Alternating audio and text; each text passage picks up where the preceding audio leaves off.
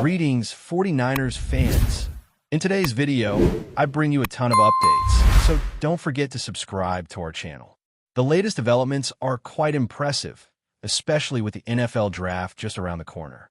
I'll walk you through all the details, and I also have some important insights about future contracts involving some of the team's top players. One of the most talked about names in the 2025 draft is Abdul Carter, and that's widely recognized. According to a recent analyst report, there's speculation that the San Francisco 49ers may be interested in him, which would be a significant move. This information came from a conversation I had with a source who believes the team could be targeting the number 4 overall pick with the intent to select Carter. This report came from a channel that has previously faced skepticism about its claims, but in this case, they seem to have gotten it right.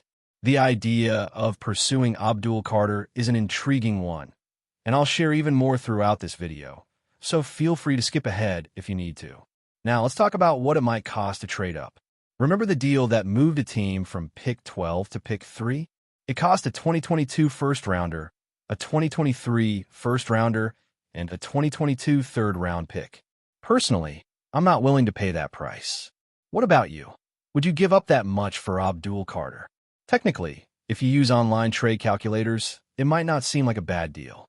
But we know how unpredictable these situations can be. A team always evaluates its draft position based on the available talent. In my opinion, the 49ers shouldn't go through with this kind of move.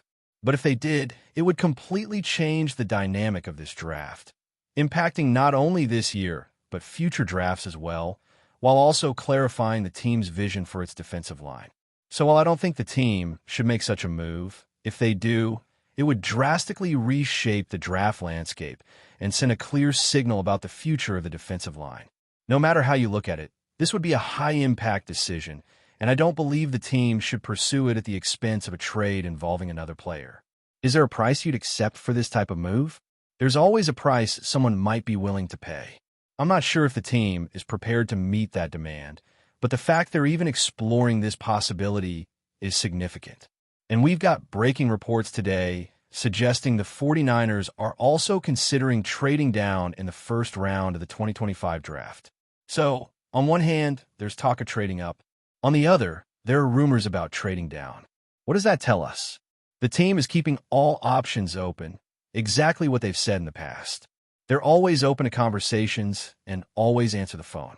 If you interpret this correctly, it means the 49ers feel confident in their draft board and understand there are multiple paths to land their target. With the 11th overall pick, San Francisco is in a favorable position to either move up or down, since any shift in either direction isn't too dramatic.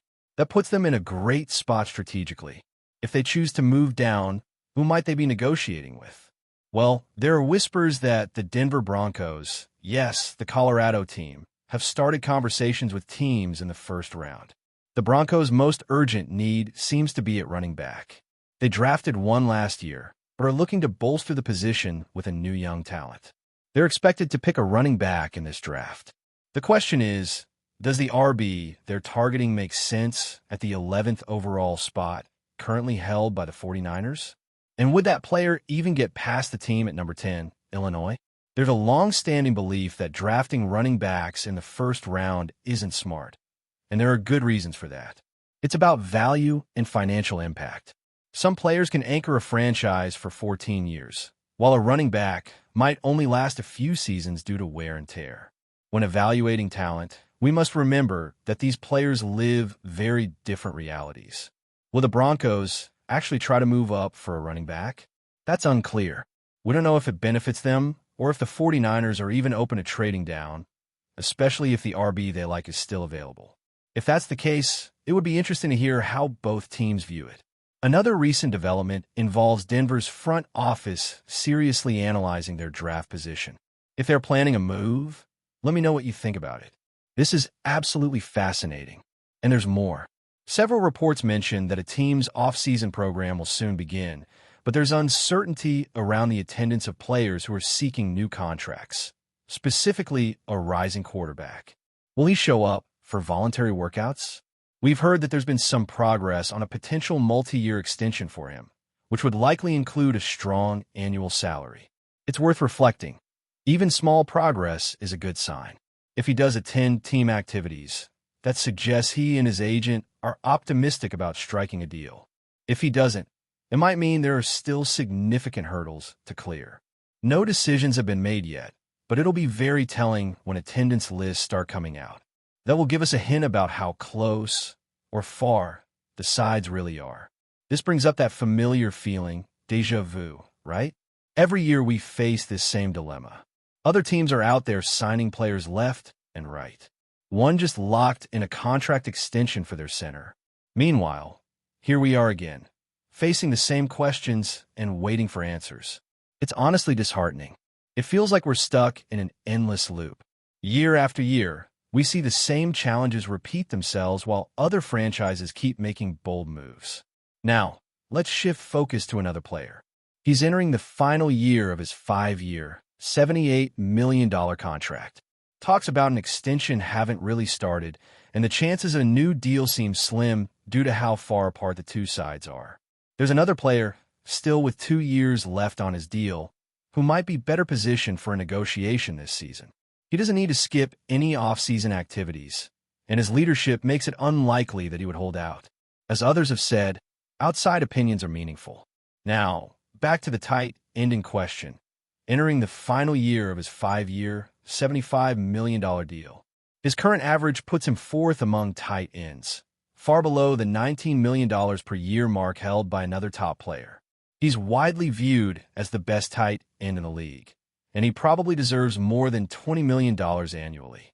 He was advised to wait until that other contract was signed, something to keep in mind. This mirrors what's going on with the wide receiver group, though their market exploded recently with a flurry of new deals. That hasn't happened yet with tight ends, so the urgency isn't the same. But you still wonder, could a better deal have been made earlier? Finally, there's Fred Warner. His situation is different.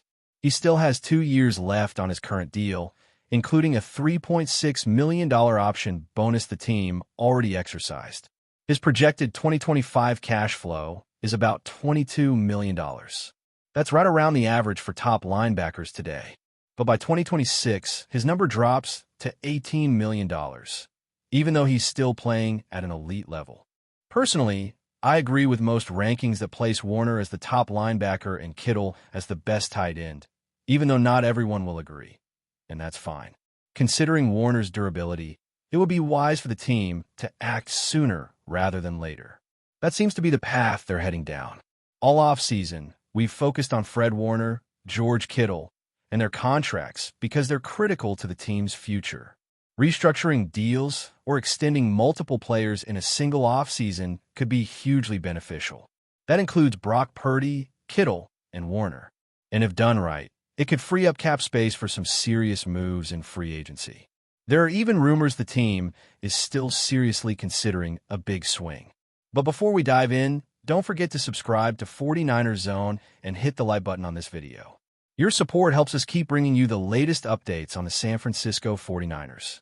And don't forget to share your thoughts on the news in the comments below.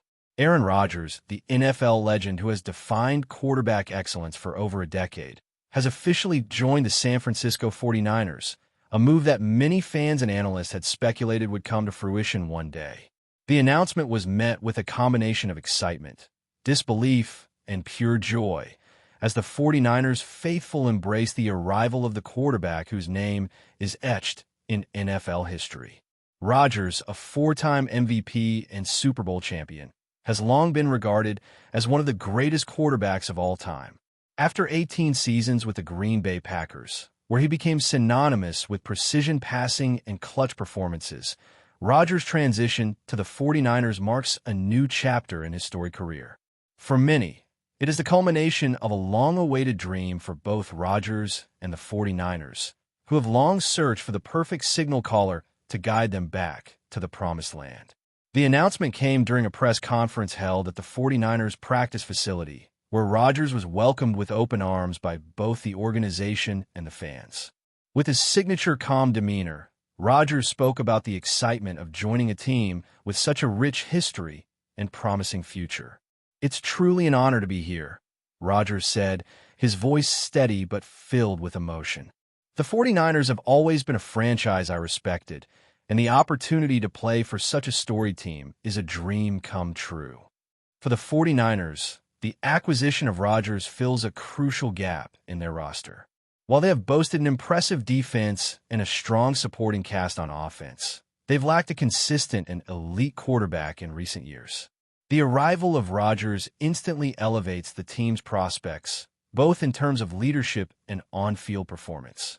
His ability to read defenses, make split-second decisions, and execute under pressure will undoubtedly make the 49ers a stronger contender in the NFC. Rodgers' move to San Francisco is also symbolic of a new era in the NFL, where veteran quarterbacks are increasingly moving to teams with championship aspirations late in their careers.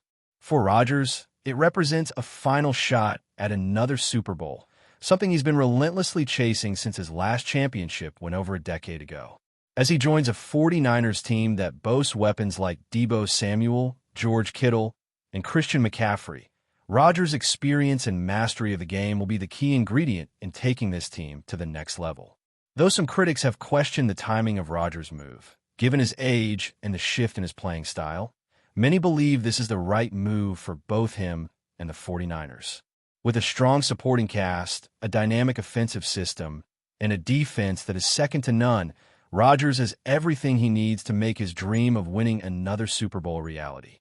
As the excitement around Rodgers' arrival continues to grow, it's clear that the 49ers are now one of the most dangerous teams in the NFL. With their new leader under center, they are ready to make a run at another championship. And for Rodgers, this is more than just a chance to compete for titles. It's a chance to end his career the way he's always dreamed of, as a champion with the San Francisco 49ers.